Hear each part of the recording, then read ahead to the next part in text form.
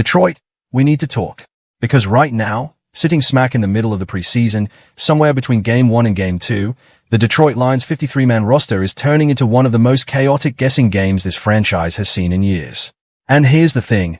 The NFL knows exactly what it's doing to us. Everybody complains that 53 is too small, that the league should let teams keep more bodies.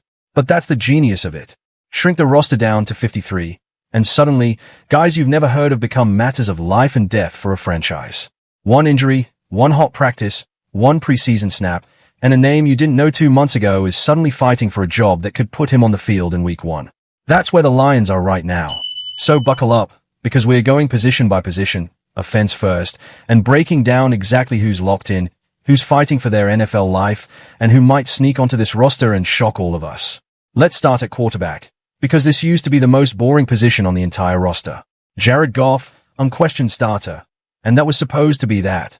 Then Teddy Bridgewater, a guy who had already been in and out of retirement more times than we can count, shocked the building and walked away for good. That single decision blew the whole quarterback room wide open. Now Detroit is scrambling to figure out who backs up their franchise quarterback. And honestly, nobody loves the options. Josh Dobbs, the well-traveled journeyman who's bounced through more locker rooms than a practice squad jersey, has come back into the mix. And then there's Luke Altmaier, the undrafted rookie out of Illinois by way of Ole Miss, getting real preseason representatives and turning heads while he's at it. Here's the brutal truth nobody wants to say out loud. The Lions have not had a reliable backup quarterback during the entire Dan Campbell era, and this offseason chaos isn't exactly inspiring confidence that's about to change. If Goff goes down, this team is in trouble no matter who's holding the clipboard. But if we're picking a lane, there's a case for wanting Dobbs to open the year as QB2, purely because his legs give Detroit a chance to actually move the ball and steal points if the unthinkable happens. Altmaier, meanwhile, is auditioning hard, and Dan Campbell has to decide whether this is a 2-quarterback roster or a 3-quarterback roster heading into Week 1. Either way, this was supposed to be a non-story. Instead, it's must-watch theater. Now let's slide over to running back, and this is where things actually feel stable, for once. Jama, that's Jahmyr Gibbs, is a bona fide superstar, no debate, no argument, full stop. He's the engine of this offense and the Lions know it. Behind him, though, is where it gets interesting. Isaiah Pacheco arrived with a Super Bowl ring and instant name recognition, but let's be honest, we haven't actually seen him on the field in a Lions uniform yet, and the injury concerns are real. Sione Vaki is finally back after battling through his own health issues, and while there were some worrying moments watching him during interviews, word out of camp is that he's fully back at practice, grinding. Behind those three, the picture gets murky fast. Jacob Saylors turned heads this preseason and looked like a legitimate RB4, flashing burst that surprised even the coaching staff, even against a Cincinnati Bengals defense that kept its starters in longer than expected. Then there's the return specialist battle boiling underneath all of this. Malik Cunningham and now Travion Williams, a compact, bowling ball type of runner brought in as insurance. Here's the twist, though. If Vaki can't get back to full speed in time, some believe it's actually Cunningham or Williams who steals that final roster spot right out from under him. Keep an eye on this room, because as good as it looks on paper, one hit to Gibbs and this offense changes overnight. Wide receiver. This is where the real drama lies, and this is where we meet the guy who might be the single biggest roster bubble story on the entire team, Tay Martin. 2 months ago, most Lions fans had no idea who Tay Martin even was. Now, there's a real, legitimate case that he makes this 53-man roster as a 6th wide receiver, riding a wave of special teams value and constant, glowing praise from Dan Campbell himself. Think about that for a second. The top of this receiver room isn't up for debate. Amon-Ra St. Brown, Jameson Williams, and the rest of the established names are locks. Greg Dortch was brought in and looks like a steady, reliable piece. But then there's Isaac T. Slaa, the second-year receiver everyone expected to take a massive leap this offseason after a handful of highlight reel, one-handed catches as a rookie. The expectations ballooned.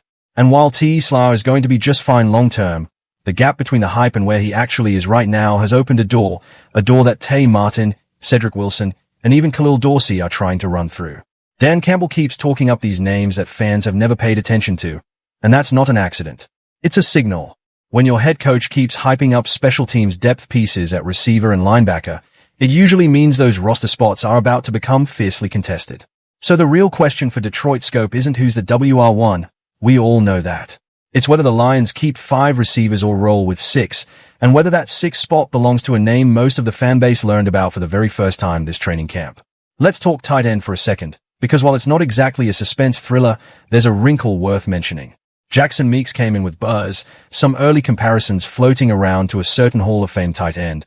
And while those comparisons were always going to be a stretch, there's real hope he can carve out a role. The bigger story here is roster math. If the Lions decide to keep 4 tight ends instead of 3, that could be the exact reason Tay Martin misses out on that 6th receiver spot. Every position battle on this roster is connected to every other position battle. That's what makes Cutdown Day pure chaos every single year. Now let's flip over to defense, starting up front at defensive tackle, because this room is loaded, maybe even overloaded.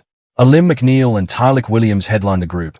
And if both stay healthy, this could be one of the best interior tandems Detroit has fielded in years. Tyler Lacey has quietly been dominating, mostly playing what's called a big end role rather than pure tackle. Skylar Gill-Howard, a name barely anyone knew heading into camp, has flashed enough to force his way into serious roster conversations. Even Chris Smith is sneaking into the mix.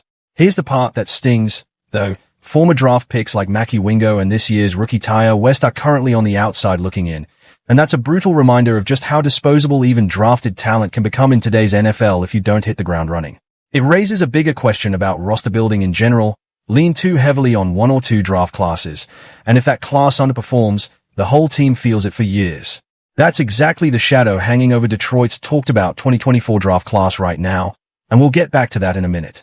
On the edge, the picture is cleaner. Aiden Hutchinson, DJ One-Num, Derek Moore, and Ahmed Hassanein look like the 4 locks, with former first-round buster Peyton Turner still fighting through an injury history that just won't let up. The Marcus Davenport comparisons keep following him around, and unfortunately, they are not the compliment they used to be. Linebacker might be the single most feel-good story of this entire training camp. Devin White, a former All-Pro, a Super Bowl champion, signed away from a struggling situation, has completely changed the temperature of this room.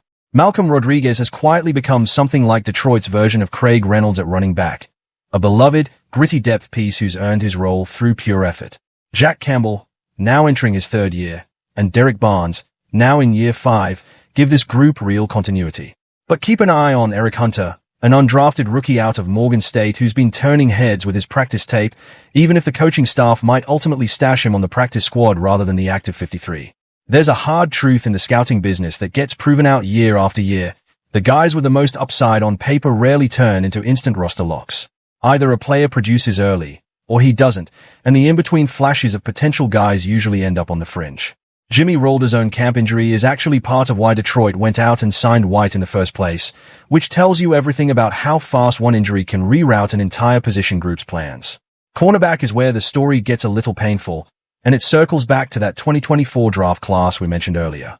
DJ Reed, Rock Ya-Sin, Keith Abney, and Nick Whiteside look like trusted names in the room, while Ennis Rakestraw, a former second-round pick from that same 2024 class, is fighting to prove he belongs, after a class that once looked promising has started to unravel in real time.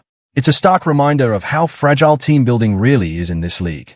Lean too hard on one draft class, miss on 2 or 3 names, and suddenly there's a gap in your roster that takes years to fill. That's exactly why some franchises, the Rams being the model example, would rather trade for a proven veteran starter than gamble on unproven youth. Others try to stockpile extra draft capital instead of trading picks away, so that even if a few names miss, the depth of the class covers for it. Detroit is learning that lesson in real time with this specific group. And finally, safety, a room that's dealing with real uncertainty of its own. Brian Branch and Kirby Joseph, 2 foundational pieces of this defense, are both currently working their way back from injury and could open the season on the physically unable to perform list. When they do return, the guess here is that it won't be a safety who gets squeezed out to make room. It'll more likely be a cornerback, given how deep that room already looks. It's not the worst problem to have, honestly.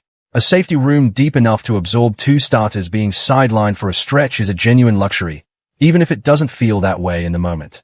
And hey, let's not forget the specialists, because Jake Bates deserves an enormous amount of credit. The undrafted free agent, a name that barely got mentioned when people talk about that loaded 2024 class, has quietly become one of the most reliable legs in the entire NFL, drilling field goals from ridiculous distances during camp. There's already a growing appetite around Detroit for Dan Campbell to trust Bates even more when it comes to 4th down decision-making, because why go for it on the margins when you've got a leg that trustworthy on your roster? So here's where the Detroit scope breakdown lands. This is a roster with legitimate, playoff-caliber depth, but it's also a roster that's already been humbled by injuries before a single regular season snap has been played. Cade Mays is hurt. Sione Vaki is working his way back. Brian Branch and Kirby Joseph are both sidelined. Peyton Turner can't stay healthy. And somehow, through all of that, names like Tay Martin, Jacob Saylors, Skylar Gill-Howard, and Eric Hunter have turned quiet training camp practices into legitimate roster battles that could shape this team's season. That's the beauty and the brutality of the NFL's 53-man limit. It forces every single practice rep to matter, and it turns anonymous names into potential difference makers overnight. If Detroit can just get healthy by week 1, this roster has the pieces to make some real noise this season. But training camp has already proven one thing beyond a doubt. Nothing about this Lions roster is settled, and the next 2 preseason games are going to decide a whole lot more than anyone expected just a few weeks ago. That's the breakdown for today, Detroit Scope family. We are grinding toward 1,000 subscribers, and every single one of you hitting that subscribe button gets us one step closer. So if you haven't already, go ahead and tap it right now. Drop a comment and let us know who you think makes this roster and who gets left off. Give this video a like if you want more roster breakdowns like this one, and we will see you on the next one.